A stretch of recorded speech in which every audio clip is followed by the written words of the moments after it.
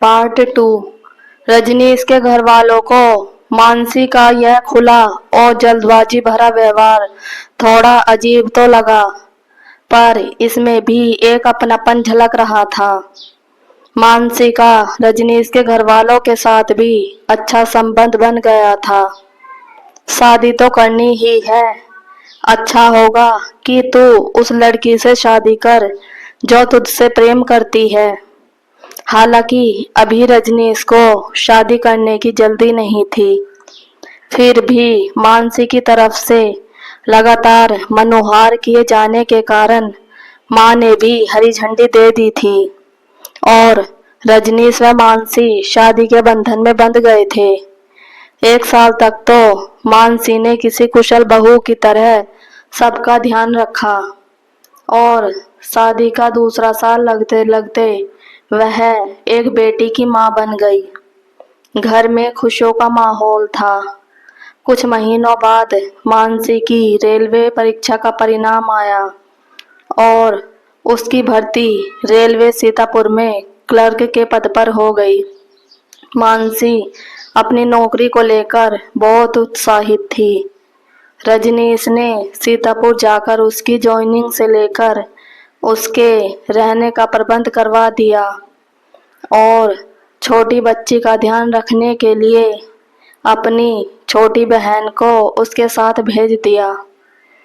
हर सप्ताह के अंत में रजनीश मानसी के पास 150 किलोमीटर का सफर तय करके आता और मानसी के साथ समय बिताता, लेकिन उसका जीवन जैसे 2 जगह बट गया था।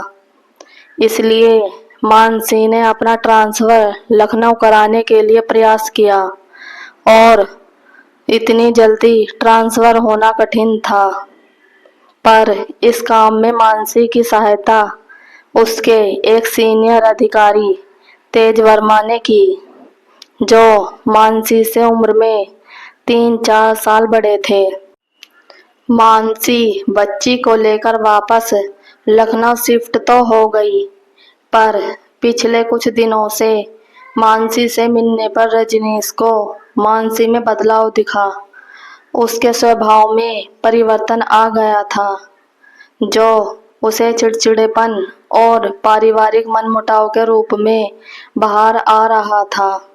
रजनीश ने कारण जानना चाहा तो मानसी ने सच सच बता दिया कि सीतापुर में पोस्टिंग के दौरान मानसी और तेज वर्मा के बीच प्रेम पनप गया है और उसे लगता है कि तेज वर्मा रजनीश से अच्छा जीवन साथी साबित होगा।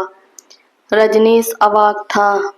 वो कुछ बोल नहीं पा रहा था और उसे अपने सुने पर भरोसा नहीं हो रहा था। कोई लड़की ऐसा कैसे कर सकती है? और क्या उसका पति कोई चॉइस है जिसे वह बदलना चाह रही है? पर मानसी ऐसी ही थी। उसका प्यार एक बुलबुले की तरह था, जिसे उठने की जितनी जल्दी होती है तो फूट जाने का उतावलापन भी उतना ही रहता है। कैसे कोई शादीशुदा और छोटे बच्चे वाली स्त्री ऐसा कर सकती है? और फिर रजनीश तो निम्न मध्यवर्गीय परिवार से था। उसके परिवार में तो शादी को 7 जन्मों का बंधन माना जाता है और तलाक को एक बदनुमा दाग है। दिमाग नहीं चल रहा था रजनीश का, इसलिए उसने अपने इकलौते दोस्त डॉक्टर नवीन को सारी बातें बताई और इस मसले पर उसकी राय मांगी। डॉक्टर नवीन ने उसे मानसी को तलाक दे देने की बात कही। इतना ही कम है क्या कि मानसी ने तुम्हें सब सच सच बता दिया? अगर वह चाहती तो बड़े आराम से 2 नावों पर पैर रख सकती थी। नवीन द्वारा मानसी को क्लीन चिट दिया जाना रजनीश को अखर रहा था। बहस और तर्क का समय नहीं था और वैसे भी मानसी द्वारा अपने प्रेम को स्वीकार कर लेने के बाद रजनीश के पास उसे तलाक देने के अलावा कोई चारा ही नहीं था।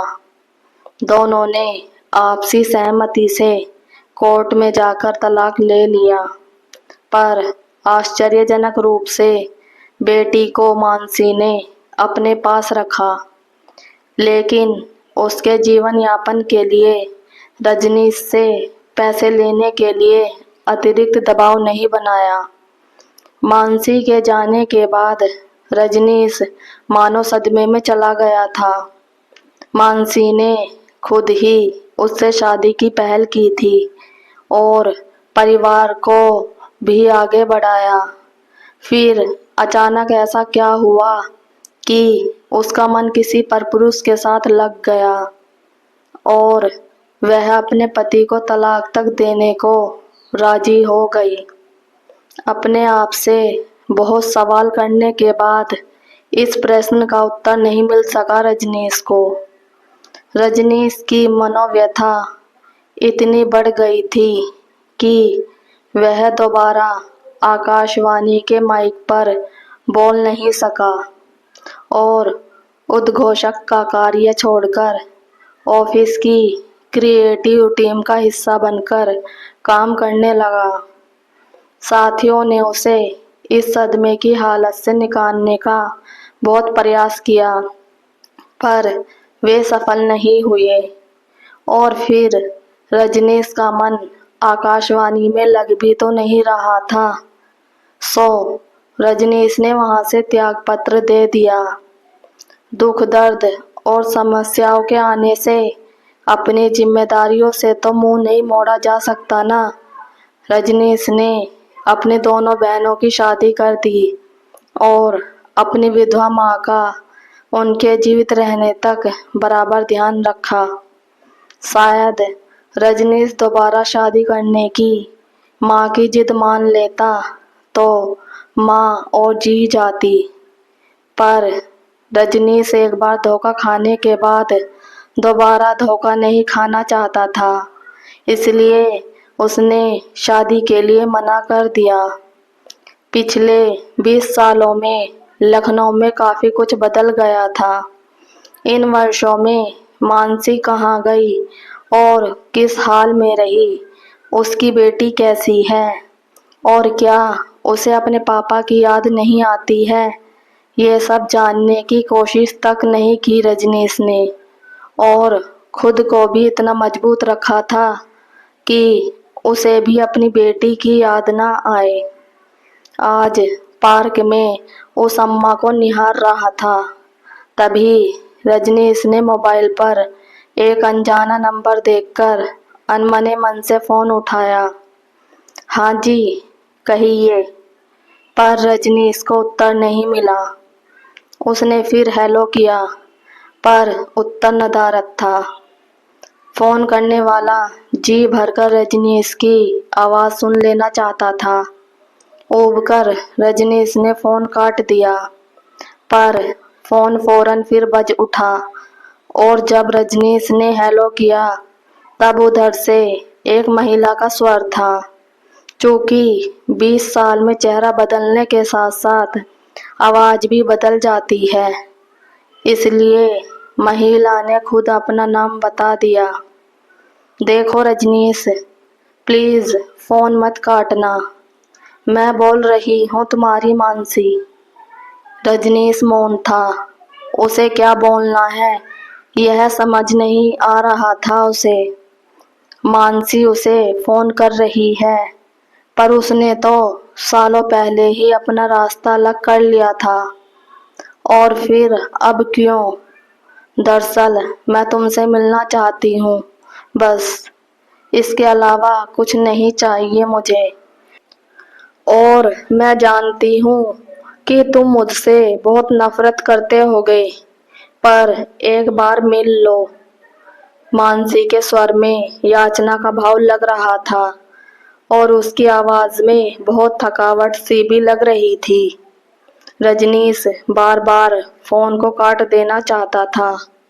वह मानसी पर चिल्लाना भी चाहता था, पर यह सब कर ना सका और कुछ बोल भी ना सका। आगे की स्टोरी पढ़ने के लिए पार्ट 2 देखें। और अगर आपको हमारी स्टोरी अच्छी लगी हो तो प्लीज़ लाइक, कमेंट और सब्सक्राइब जरूर कीजिएगा। Thank you.